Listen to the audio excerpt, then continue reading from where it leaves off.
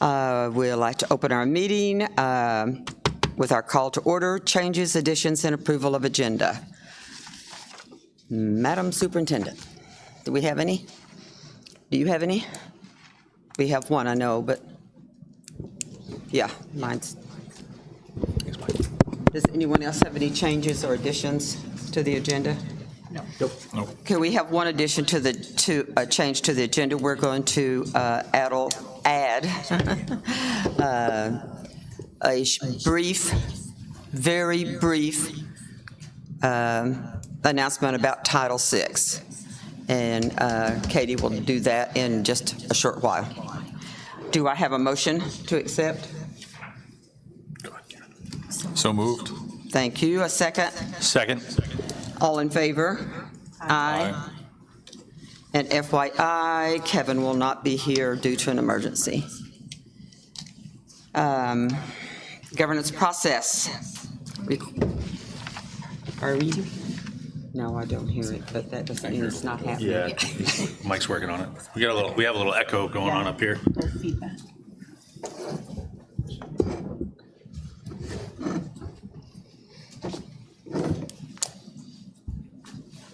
You okay?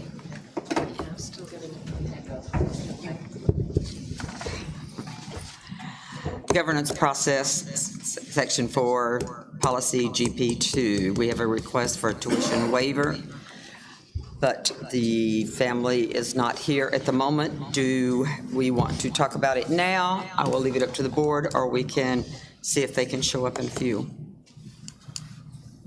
What's the board's pleasure? We should wait.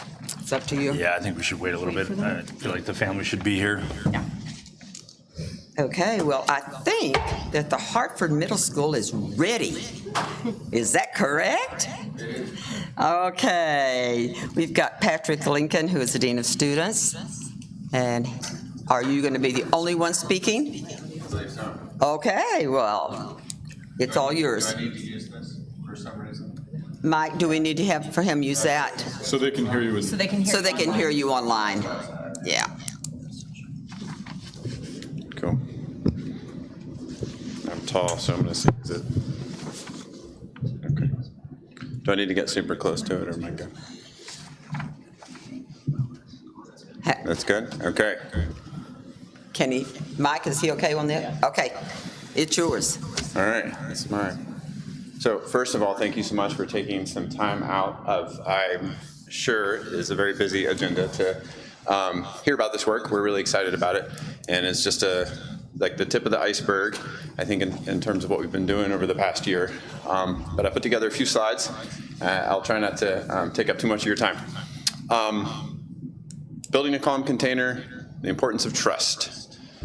And I'll say more about what I mean by those words.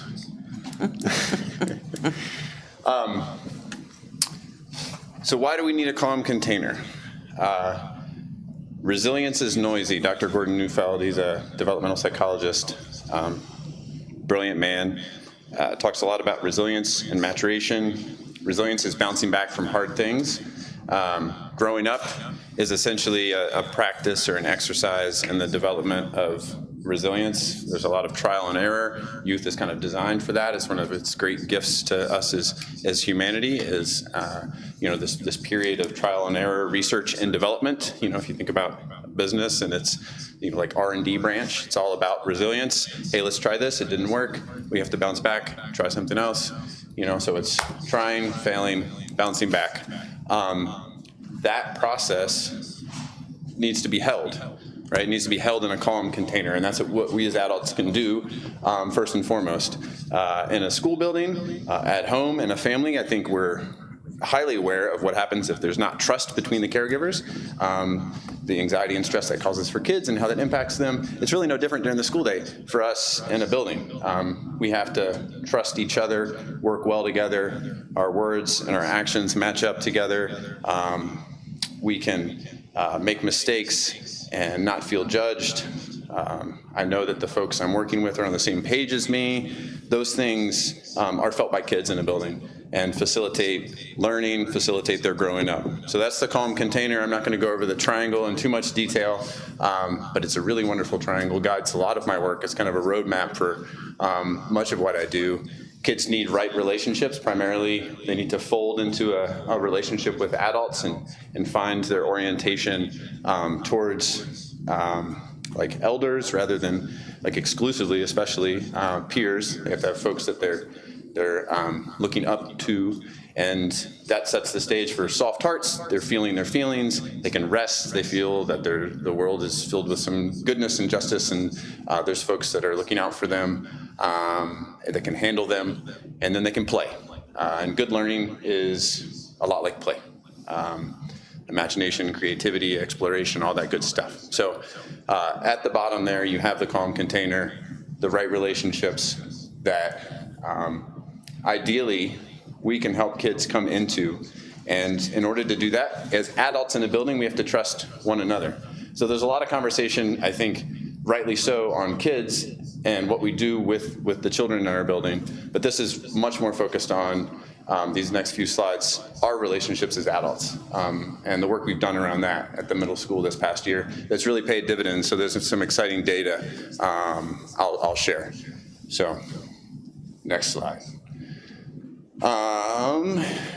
At the beginning of the year, we did a lot of intensive work around community. What does it look like when have teachers experienced that in their lives? The value of community, and then we've also talked about, there we go. Let's see if we can go back.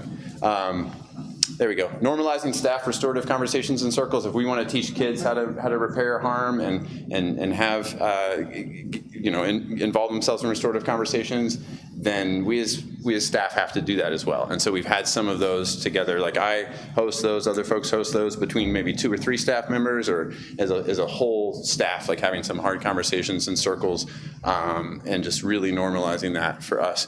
Staff playtime, taking time to eat some snacks together and chat as part of a faculty meeting.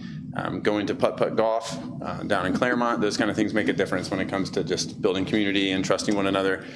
A system for consistent and thorough observation and feedback, like really developing like a consistent plan for making sure teachers are getting meaningful feedback. That's something we heard, is like wanting to grow and learn and have folks in the classroom and watching and then sharing what they see.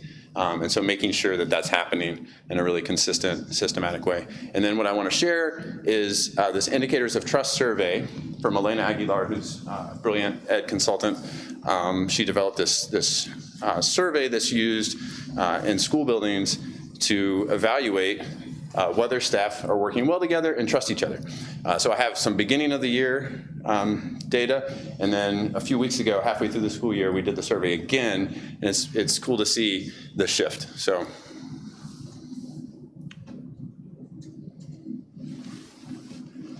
And so 1 is strongly disagree, 5 is strongly agree. Urge you to pay attention to the numbers rather than the bar graph height, because of the scale difference. It's sometimes a little deceiving. But so it was fully anonymous, which was of course really, really important. We had pretty good participation. So most of the staff, this is just a sample. There were probably, 50 questions or so. So at the beginning of the school year, do I feel like I can be vulnerable with my colleagues? And then midway through the school year, nice little shift towards most people, right, feeling like they can be vulnerable with the people they work with. So next one here, my colleagues listen to me at the beginning of the school year, and then midway through the school year, right, most folks, it's nice to see the growth there. So the next one is, my colleagues care about me professionally. I believe they want me to be successful. And then midway through the school year, right, most folks strongly agreeing with that. I hear colleagues apologizing for their actions or behavior. That's a really important one to me. That's at the beginning, and then midway through the school year, most people agreeing with that. All right, next one. I can disagree with a colleague and not believe that's going to harm my personal relationship. I know it's something like that. My personal or collegial relationship will not be damaged.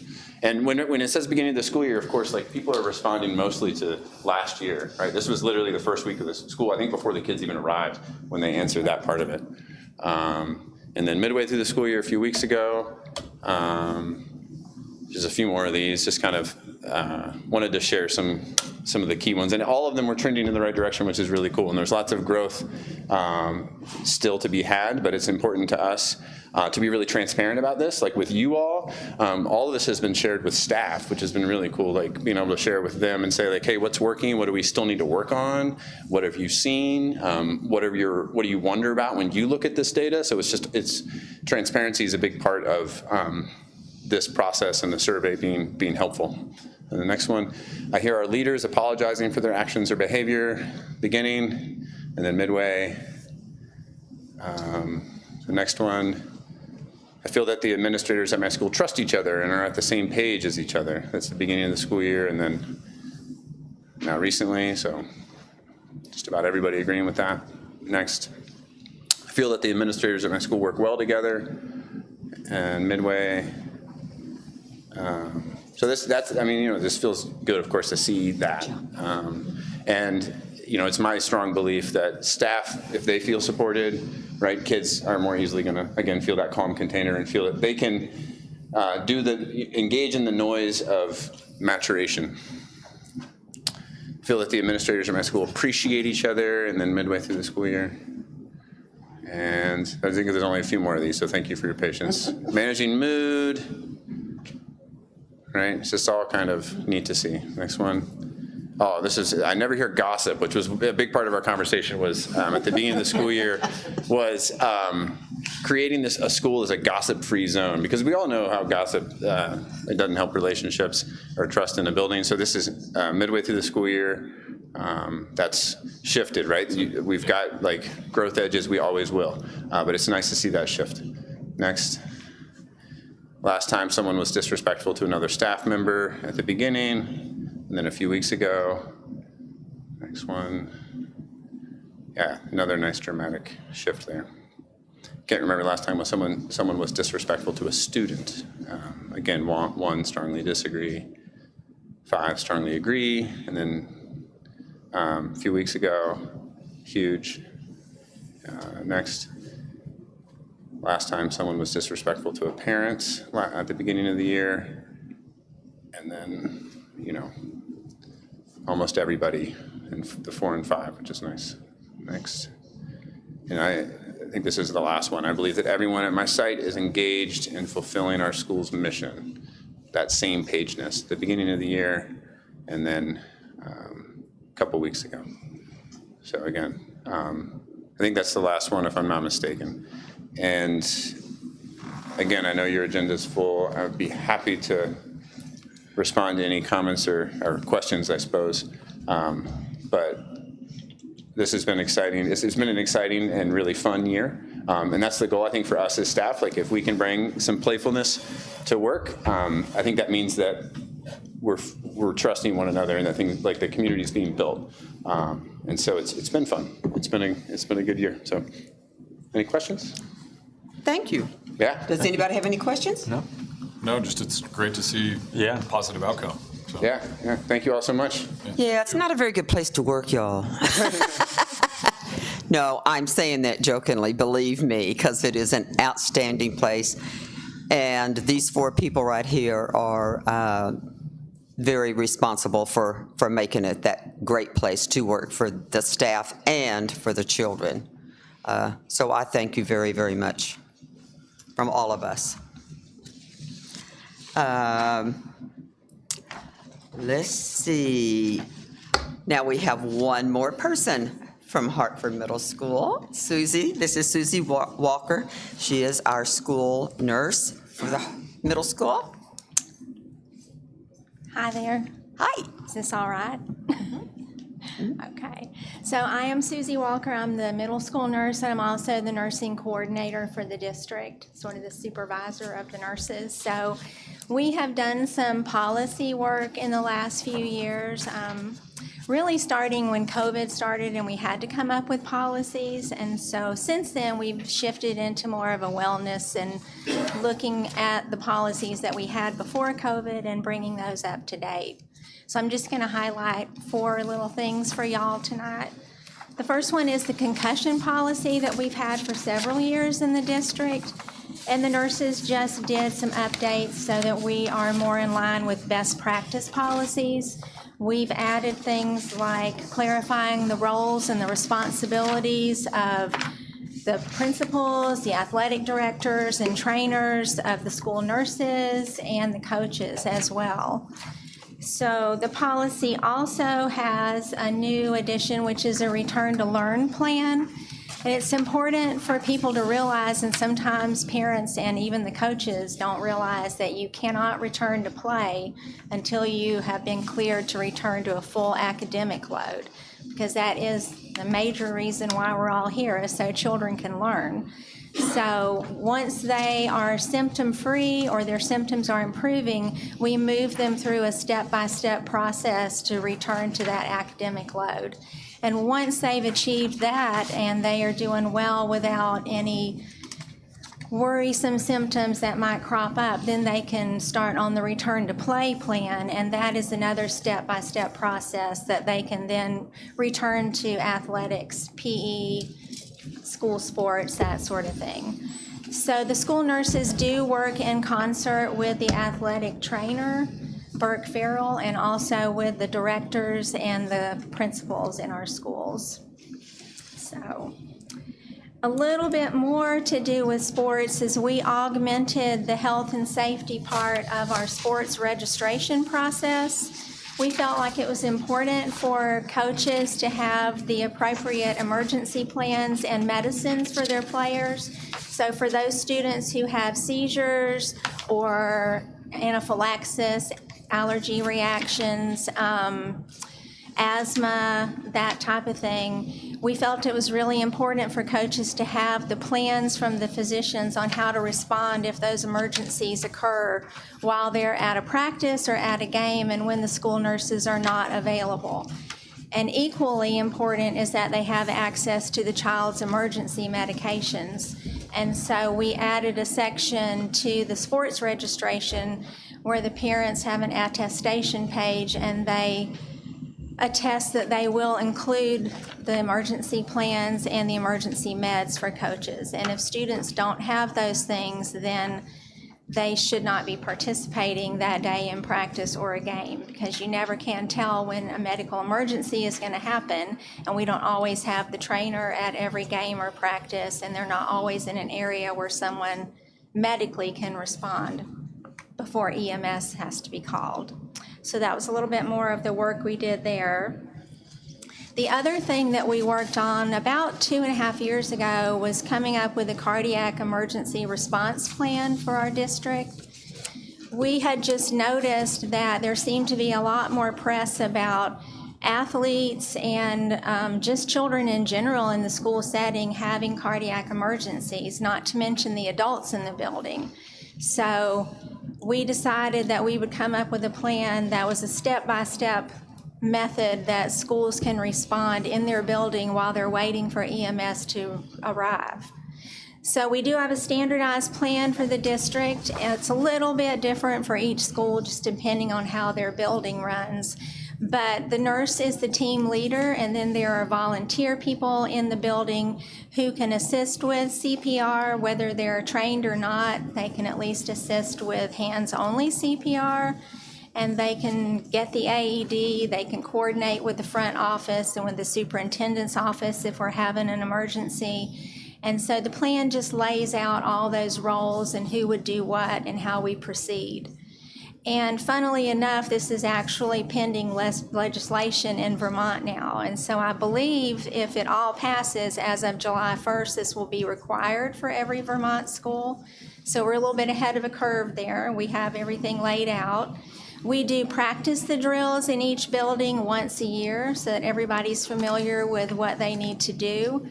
And the fire department has a copy of our plan as well, so that when they and EMS arrive, they know what's been done and they can liaise with us about where to go next. So, and then the last thing that we worked on updating was the treatment of opioid overdose and the naloxone policy. That also was part and parcel of a policy that was required by the state, I believe in 2017. So we have just updated it to reflect best practice at this point in time. Currently, our policy is that the school nurse is the only person during school hours that will administer naloxone. We make an assessment of the student or the adult or the visitor if they are having symptoms that would require naloxone. However, the naloxone doses are in our AED cabinets, which are easily accessible by anybody in the school building, so that if there is a basketball game after hours or a school dance or a town meeting, if there's not a nurse available, the naloxone doses are there with a step-by-step procedure that we have typed up to go with it so that people know what to do until EMS can arrive. So we have worked on some other things, but those are our biggest things right now. So I appreciate y'all listening. Is there any questions? Thank you. Yeah, Yes. well, I've got a couple questions. So I work at the Aquatic Center, and we train on all sorts of cardiac events all the time. Everybody at our facility is CPR Pro certified. great. So my question is for the district is, by chance, it a plan for the future to have everybody CPR and first aid certified? That would be wonderful. I mean, I would like to know that if I went down in a building that there was somebody who could help me. So that would be lovely if we could. I mean, I don't think we can compel employees, mandate them to take that training. But there are a lot of employees in our buildings who are interested in that. And so that is something that Katie and I had talked about, is some ways to get training provided to staff. Nursing has to have a specialized training for CPR, but the layperson, those sessions for training are shorter. And so that is something we could work towards, definitely on a volunteer basis in the buildings.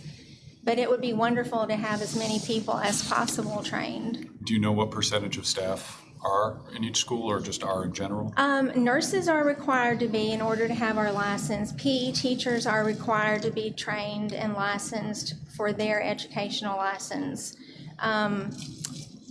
There's not really a requirement for other people, and so I think in our building, it's me, the PE teacher, and there may be 2 or 3 others who are trained because of things they do outside of the school system with children. Camp counseling and that sort of thing. So. Great, thank you. Yeah, and thank you for being proactive on this too, not waiting until it's a mandate to have Well, this. better to be prepared and ready, and then maybe we'll never need it, would be our hope. That's the hope. The hope is you never have to use it. Yes, definitely.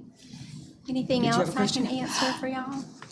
Can you talk a little bit to the board about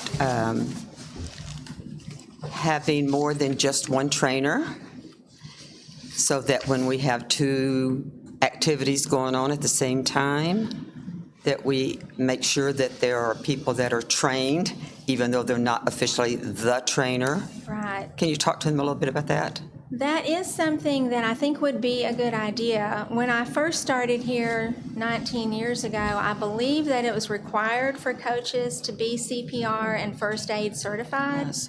I'm not sure that that is the requirement anymore. And so Burke Farrell is trained, and he, of course, goes to as many of the activities as he can. But if something's at the DVS field and something's at Max field, you just can't be in more than one place at a time. So having the coaches trained and ready to respond would definitely be useful and best practice. So Mr. Marino would know if that is still a requirement. My sense from Joe James a few years ago was that that requirement went by the wayside because they were having difficulty recruiting coaches, and that was one more thing that the coaches had to do in order to participate and work here. So I'm not sure at this juncture what the VPA requires or what Mr. Marino is requiring of coaches. But it would certainly be a great idea. Yes, I agree. Yeah. And in terms of the AEDs, I should have said, we have one in every school building. The high school actually has 3.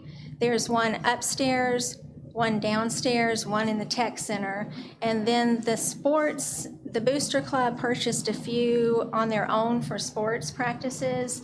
And so Mr. Farrell has access to those for games and practices. And I believe sometimes those are sent with coaches for away games and practices, but I'm not positive how many they have at this point. We don't manage those. The nurses just manage what's in our building, so I'm not sure what the count currently is. I will say the one building that does not have an AED is the superintendent's office.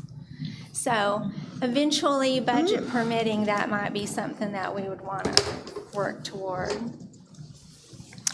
And what about the bus drivers who are driving these bus loads of kids to different areas for games? Yeah, that is an interesting question as well. I used to do a yearly training with the bus drivers regarding, not CPR so much, but hands-on, a little bit about rescue breathing, seizure first aid, asthma first aid, EpiPens. But when the bus drivers became employed by Butler Bus instead of the district, I was told that Butler Bus does their own training for safety, so I'm not sure what's covered with them or if they're training at all. I mean, they may well be. I just never got an answer what was covered. Do you know if the buses each have naloxone available or Narcan? They do not have that right now. I mean, that is something that if the district decided would be a good idea, we could get doses and we could train the bus drivers. Again, I'm not sure logistically if that would be us training or if that would be Butler's training since they're employees. I'm not quite I mean, sure. I recently went through the training. It takes all of a half hour to an hour. It's not It's very easy. much, for sure. And in most, at least in a lot of CPR situations now, tends to be a default to administer naloxone because all the symptoms of an overdose might be very similar to a cardiac Right. event. So The reason that we made the policy or the procedure of the nurses being the only person during the school day who would administer it was because, rightly so, we had some staff members in buildings who were concerned about students who seemed really somnolent, really sleepy and out of it. And so their first go-to was, this child needs naloxone, when really they just were really sleepy and easily woken up They if need you a nap. just continued at it. And so we felt that it was important for there to be some sort of assessment made before that medication was just used sort of willy-nilly in the best hopes that we could help the child, but really they didn't need that. So I think we certainly could train people on what to do with the medication and also some ways to recognize when it's appropriate to use it and when it's not.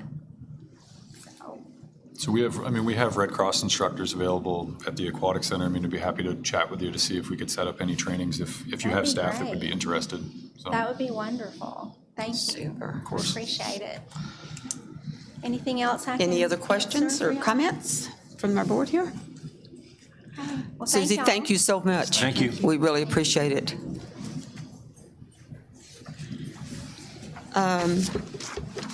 Has Sandra tried to get in yet? Mike, are you seeing if Sandra Cameron joined us yet as a attendee? Okay. She is? Okay. Can you let her in for presenter? Yes, thank you. Panelist, whatever we're called. Okay.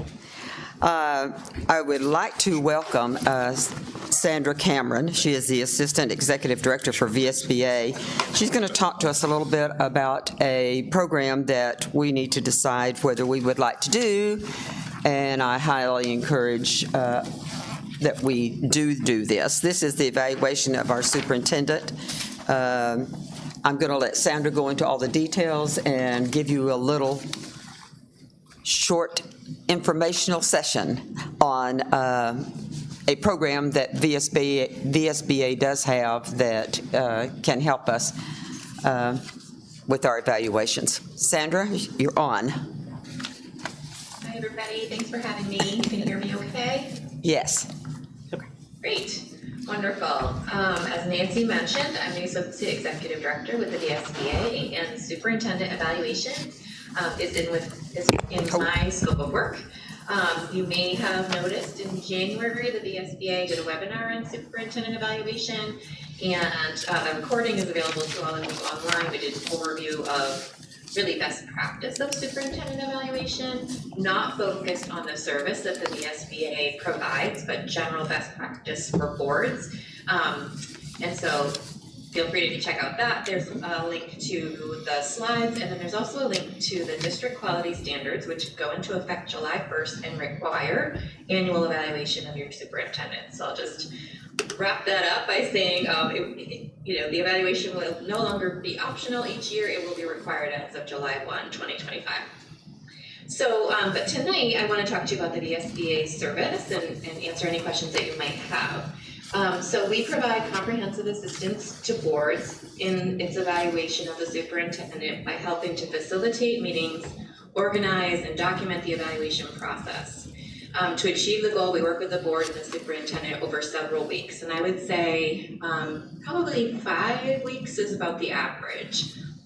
The initial steps to prepare for the meeting are to review the superintendent's contract and just be sure that any language that might be in the contract around evaluation, we all understand and will be aligning our process with that language. And then to establish the intended outcomes of the evaluation with the board and the superintendent ahead of time, develop a work plan and a timeline to meet those goals and expectations, and then to agree on the evaluation instruments. So the VSBA has a rubric that we use for evaluation, and it is developed based on nationally recognized standards for educational leaders. So we took those standards and developed an evaluation rubric with a rating scale 1 to 4. The survey that we send out includes those questions developed in the rubric, which are, like I said, a rating scale, so the data that comes back is quantitative. But in all 6 areas of the evaluation, there's an open-ended question. So folks can provide qualitative feedback, which really helps to round out the evaluation and help provide context that's unique to your district. We issue that survey out to all board members and the superintendent's cabinet, and then the superintendent herself would do a self-evaluation, all the same questions. If the superintendent currently has goals, we'll embed those within the survey so folks can provide feedback related to those goals. Survey stays open for a couple of weeks, and then the data all comes back, and we take responsibility for summarizing and providing a draft report to the board to consider and discuss with the superintendent. My role in that would be to help you draft that report, help facilitate the conversation, record themes that come out of the conversation, potential goals for the coming year, and then I can finalize a report for you all to wrap up the evaluation. The chair and the superintendent both sign off on the final evaluation report. I'm just looking to see if there's anything I have left out.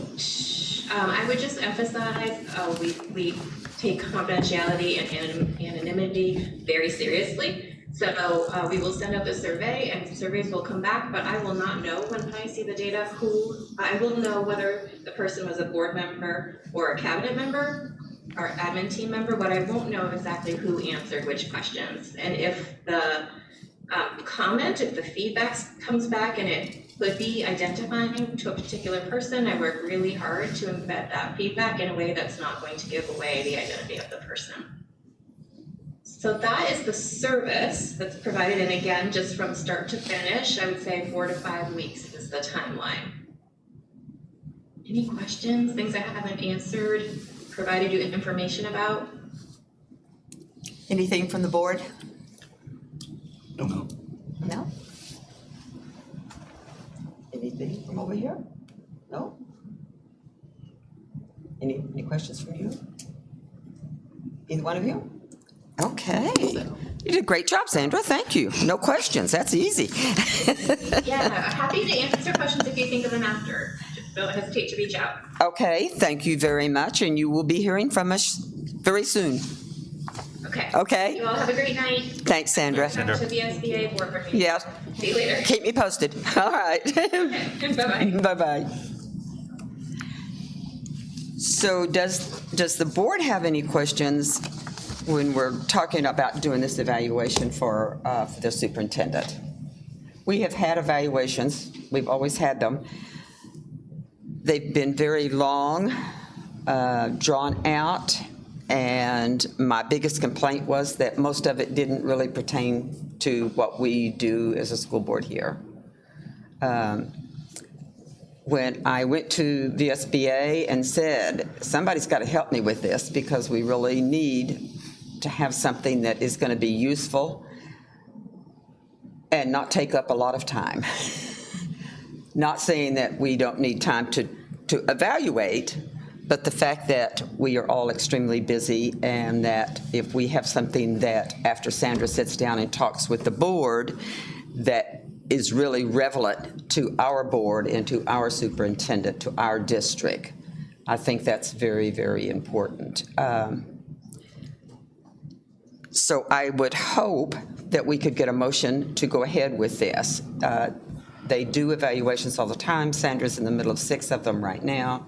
So it's going to be probably May, maybe even June before we can get a spot on their lineup, which is fine because that will still be relevant to the time that we need to do our first evaluation for Katie, unless someone else has something differently. I like that it's a framework that we can follow. Yes. So we're all on the same page with what expectations are and how do we measure those. So that then feels personal and relevant to what we're doing Right. here. And they will analyze everything and give it back to us to use.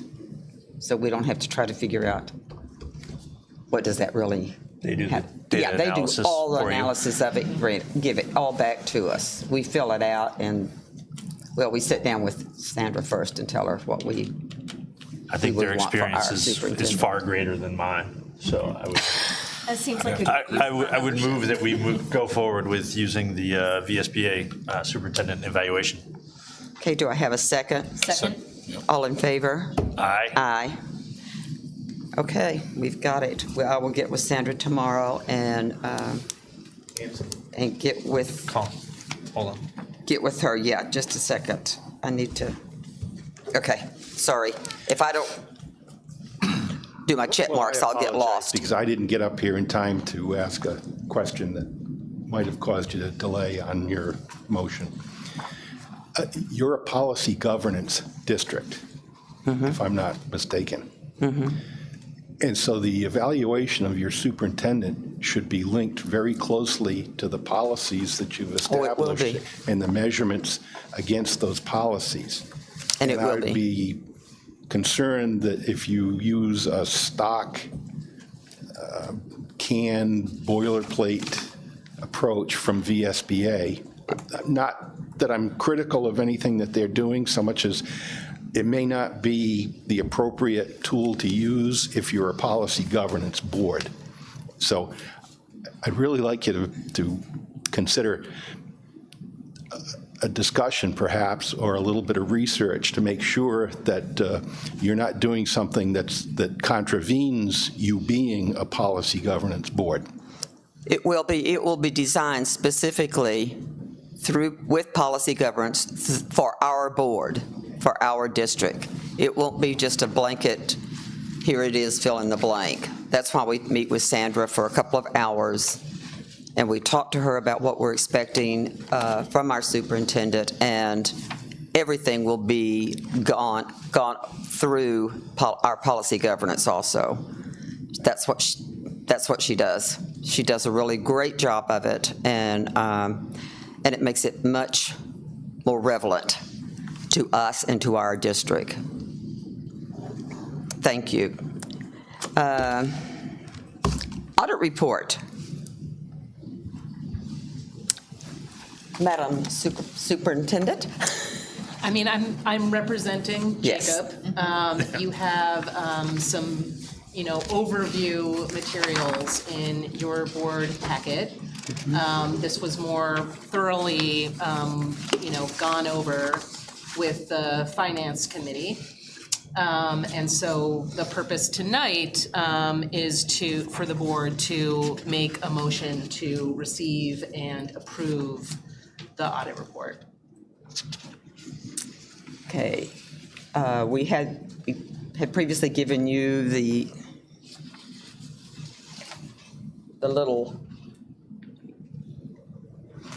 where is it? It's in here.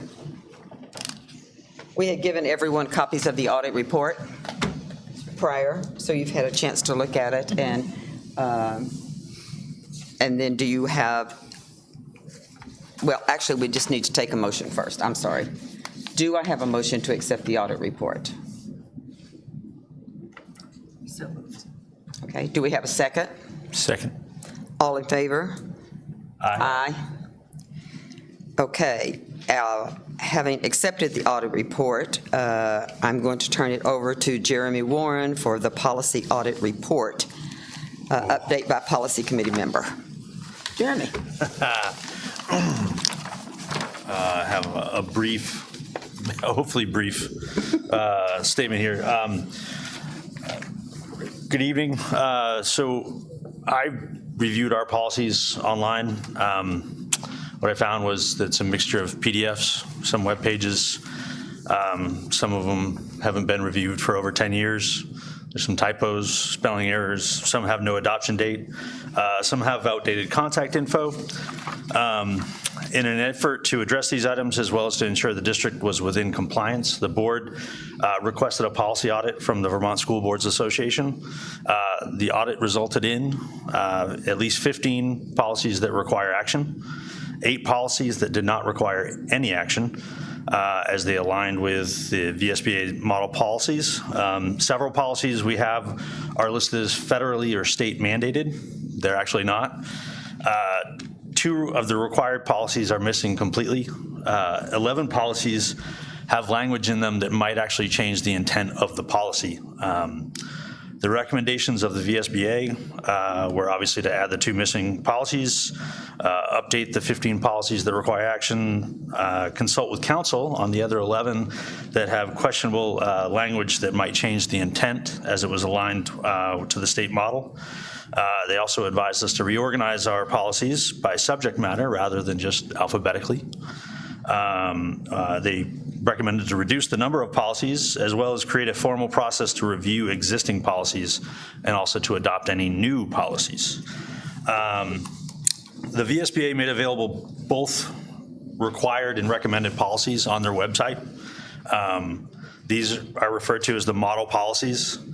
These policies have been vetted by legal counsel already to check that their intent and accuracy meets the necessary requirements of the law. Some of our existing policies are actually older versions of the VSBA model policies, and they just need to be updated. And so rather than rewrite our policies and consult with legal counsel on all of the ones that just need to have the language checked to ensure that they align with the requirements, I think it would be more efficient and cost-effective to adopt the VSBA model policies, which already meet those requirements. If we were to move forward with this, what we can expect over the next several months is we will be working with the VSBA to identify which Hartford School District policies already align with the VSBA model and replace those first as the differences between them are minimal. So it'd be a quick lift and shift. This policy is the same as this one. Let's adopt theirs. The language means the same thing. And then if it was ever updated, we can quickly identify what was updated and when, and we can address it. All policies would be reviewed prior to adoption to ensure that the execution of such policies can be supported and carried out by our superintendent, administration, and staff, and to also make sure they align with the vision of Hartford School District. Hartford School District would also add addendums to the model policies if additional language specific to our schools was necessary or recommended by the superintendent, staff, or administration.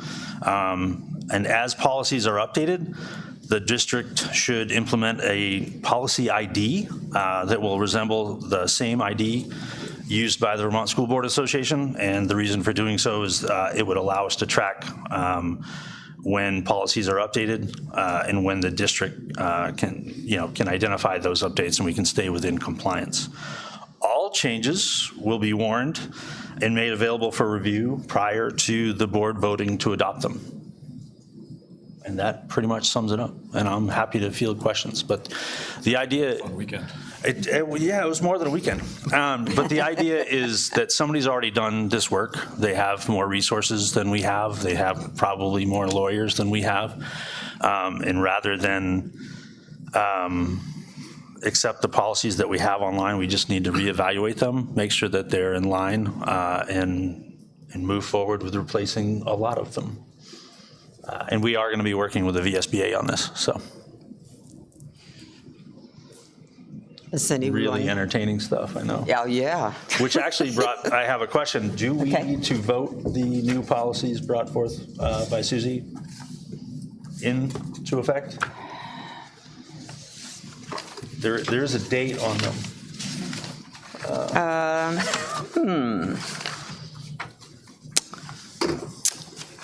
And a policy ID section that's blank, which I would fill Right. in. The concussion. It warned. Yeah, Got it. I don't, Thank you, Sherry. yeah, Yep. thanks, Sherry. Glad you're I here. said that in my almost the last second statement. So we will vote on these at our next meeting? Not all of them. No, no. As we find them. Oh, No, I mean Susie's, yes. Susie's. Okay. Susie's stuff. We will vote on our next meeting. I would move that I'm not going to say move, but I Go think ahead. the recommendation is that we evaluate a handful of the policies the year later, even though we've just updated them, to change the revision date or the review date, so that we're not reviewing all of our policies 3 to 5 years from now, which is the recommendation of the VSBA. It'd be nice to sprinkle these out, a handful every year rather than Right. do them all at once, all the time. Cody? Would the goal be to do all of them at once and then send it all out, or individually, like we're gonna focus on this policy, fixed, send out to the community, here's the updated version? A handful at a time, just so it's enough for the community to digest, and then, Thank you for doing this work, by the way. If there was a way to just communicate when they are effective, that would be important. Yep. That as they're being updated. yeah, the goal would to keep superintendent, faculty, administration in the loop. Yeah. Oh, hey, here's a policy. It's updated today. It's effective yesterday. Yeah, surprise. Yeah, no, Yeah. we can make sure that it works with what you guys do as well. I mean, it's really your policy. We just vote on it. Any other questions, either from the board or from the public on this? I'm scared, what policies are we missing? Just curious. So the one that I found, I need to actually go back to VSBA and ask, is E1. It's Title I, Section A, which is family, parent and family engagement, I think, if I'm reading it correctly. Where is it? Yes. So Title I, Part A, parent and family engagement, policy is missing entirely from the Hartford School District website, is the one that I've found. They Title said we were IX. missing two, Is it but I Title- cannot find the second reference. Was But it to do with Title IX? Changing? I don't think so. No, Doesn't seem like, because we have that. I can't remember either. no, I don't think Sandra brought it up. I still just, yeah, thank you. You can get them faster than we can. Jeremy, is it safe to assume that the hierarchy of like how we need to go about this is that missing policies will be done first? Is there a priority to which ones need to be done first? Or? I think the missing ones need to be done first, just because we don't have anything in place for those. I don't know if that makes them any more important than some of the ones that are where the language is incorrect. I think those could potentially put us at risk at some point for having the wrong intent. But a lot of these are copy and paste from the VSBA anyways. Just you can see some of the wording that's exact. They've just been outdated. Sherry? Proficiency-based graduation. That's what it That was. was it, yeah. So we don't have a Thank you. policy on that, unfortunately, but we're going to have, And that is a required policy. yes. Do we have anything else? Just the first agenda item. Yep.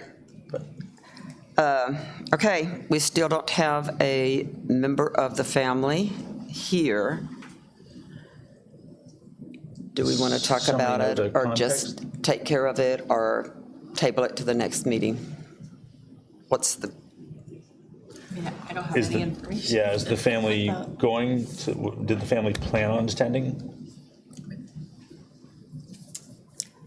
Can't you just continue with the agenda, do the public comments, and Yeah. yes, we will. Let's Yeah. do that, and then we'll decide on, swing back around?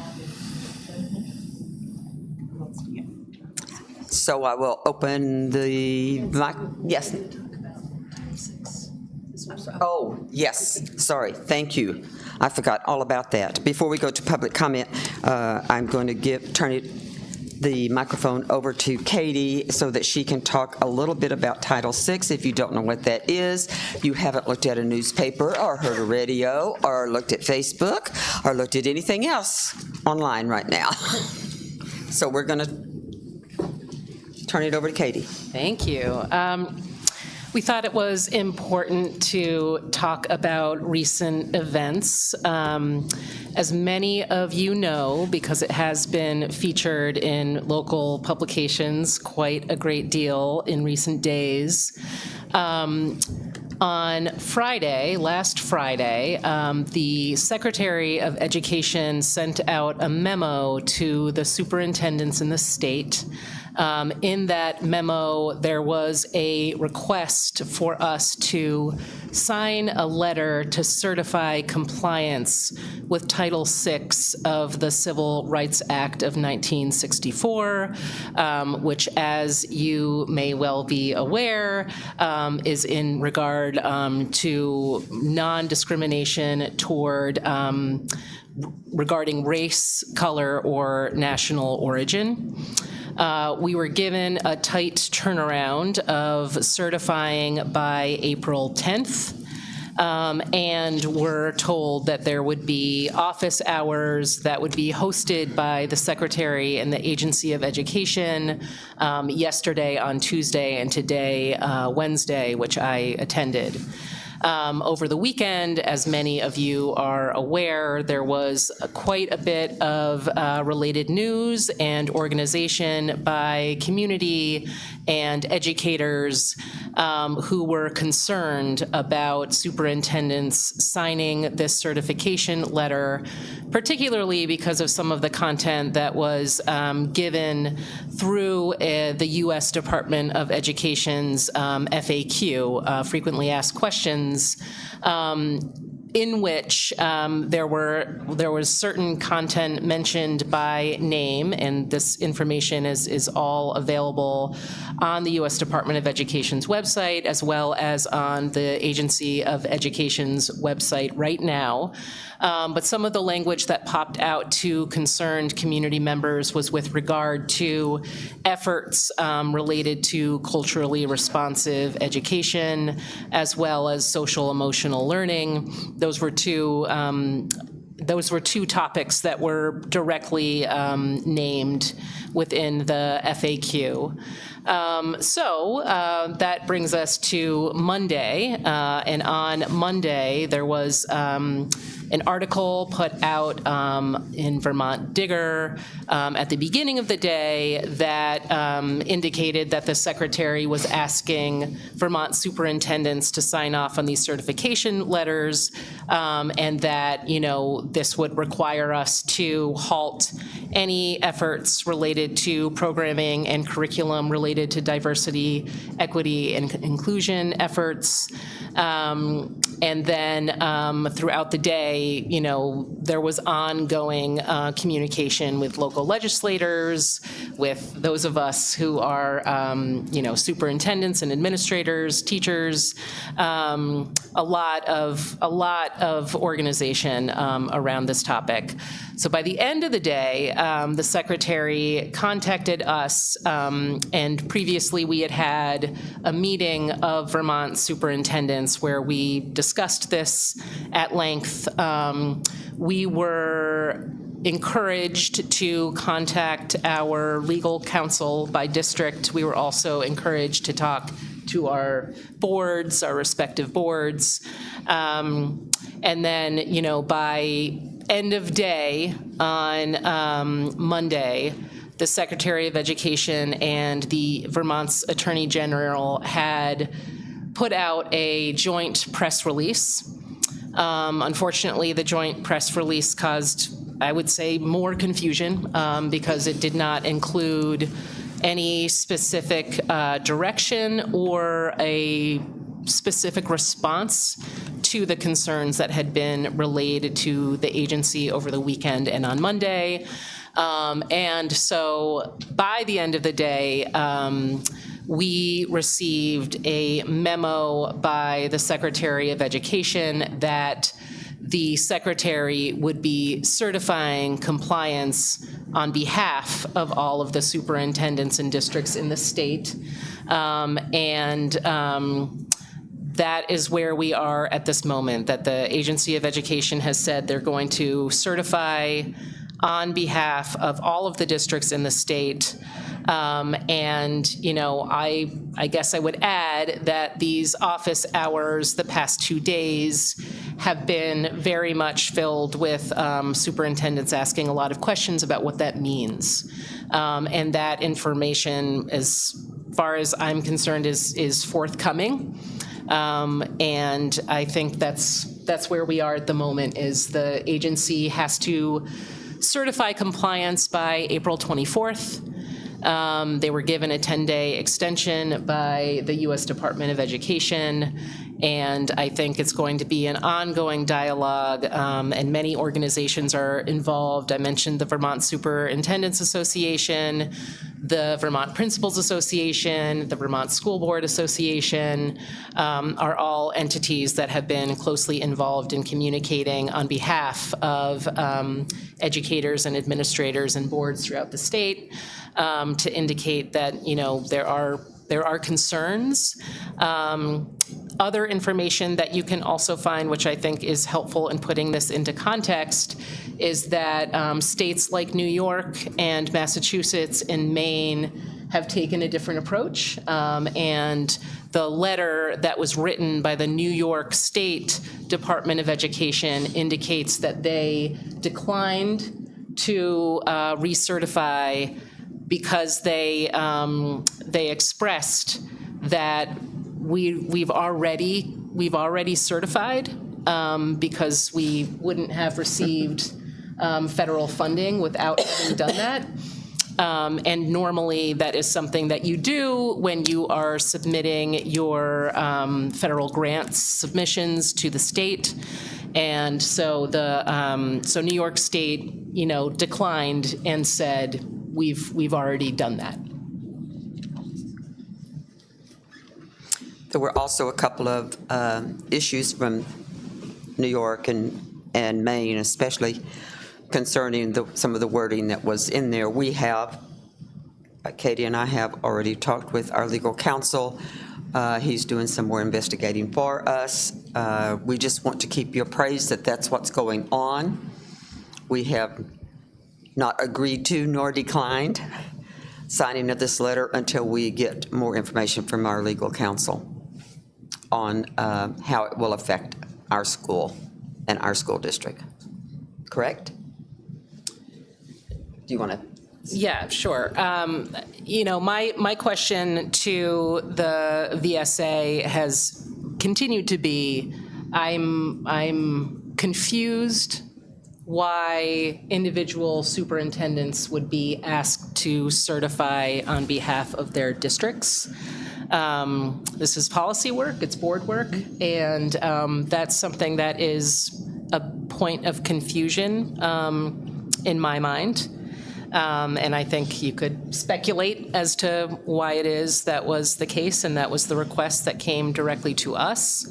But that's an ongoing question that I have posed and that we don't have any answers for at this point. Does anyone on the board have any questions or comments? Trust me, it's been long hours and short nights, right? Isn't that the best way to describe it on this whole past week? Does anyone out in the public have any questions or comments? You're welcome to the microphone.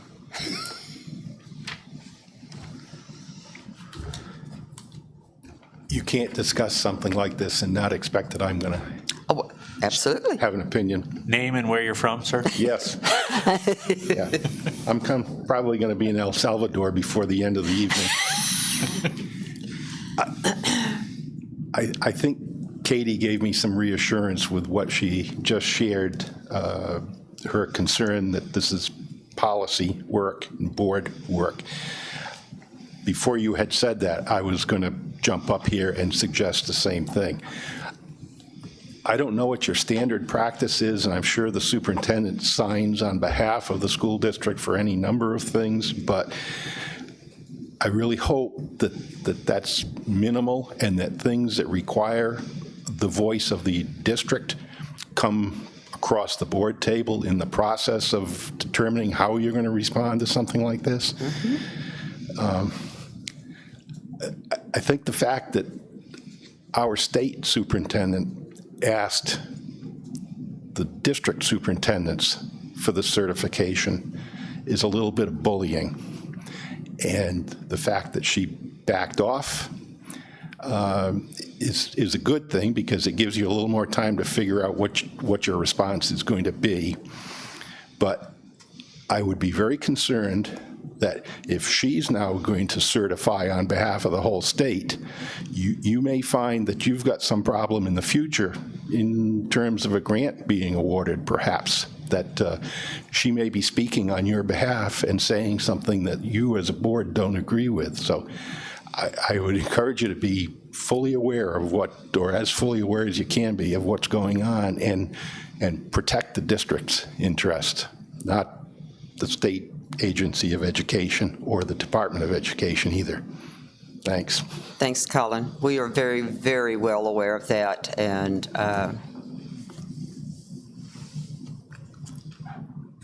we have talked about it already, yes, and we're very well aware and agree with what you've just said. Okay? Thank you. Does anyone else have any other questions? All right, Madam Superintendent, do we want to go back to item 1? Yeah, I don't know. I think what has happened prior is that the family's been here to discuss. Has this family come before our board? No, they haven't come before our board. They have talked with administration people, Yep. yeah.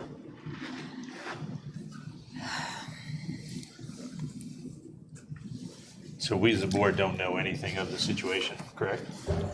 Someone. I know what you the may. situation is. Okay.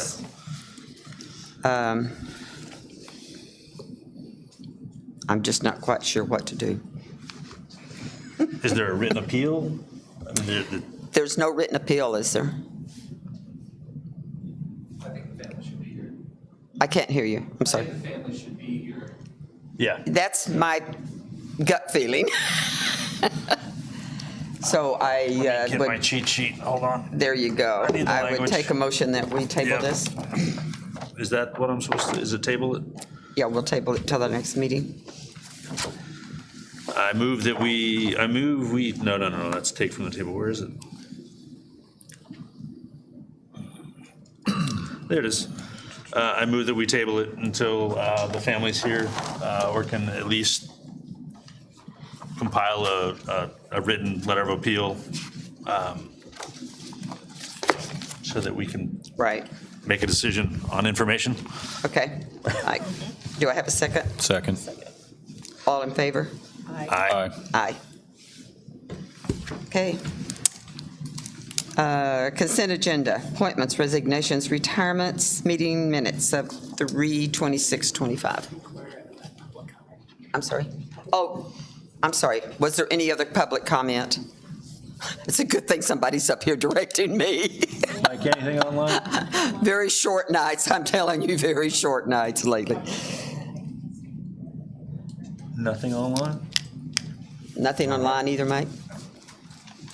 Okay. Now we'll go to consent agenda, please. Appointments, resignations, and retirements. Katie?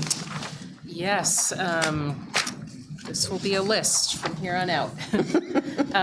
So for appointments, we have Jennifer Cheney, science teacher at Hartford High School.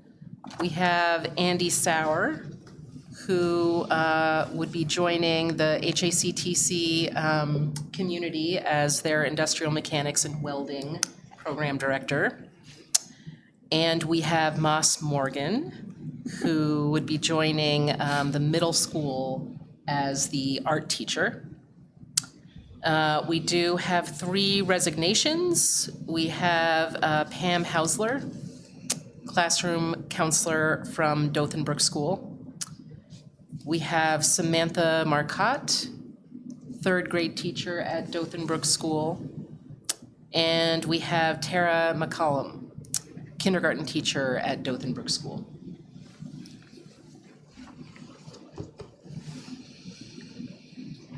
Do I have a motion to approve the consent agenda, which will include the appointments, resignations, retirements, and the meeting minutes of March the 26th? So moved. Second? Second? All in favor? Aye. Aye. Who would like to do the meeting eval tonight? I don't mind. Sure, why not? So the school board meeting for April 9th, 2025. Do you read this first paragraph? No. No, okay. So the board was prepared for the meeting, satisfactory, minus 1 family.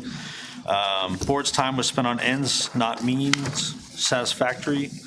Each board member was given opportunity to participate, satisfactory.